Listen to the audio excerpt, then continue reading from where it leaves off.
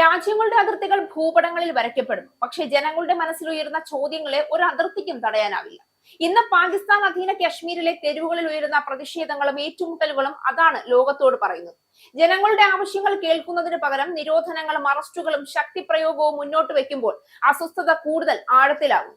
നിരവധി മരണങ്ങളും പരിക്കുകളും റിപ്പോർട്ട് ചെയ്യപ്പെടുന്ന ഈ സംഭവങ്ങൾ പ്രദേശത്തെ ജനങ്ങളിൽ നിലനിൽക്കുന്ന രാഷ്ട്രീയ സാമൂഹിക അസംതൃപ്തിയുടെ സൂചനയായി പല നിരീക്ഷകരും വിലയിരുത്തുകയാണ്.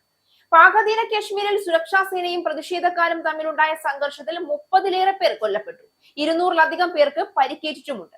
JAC എന്ന സംഘടനയെ അധികൃതർ നിരോധിച്ചതിന് പിന്നാലെയാണ് പ്രദേശത്ത് സംഘർഷം പൊട്ടിപ്പുറപ്പെട്ടത്.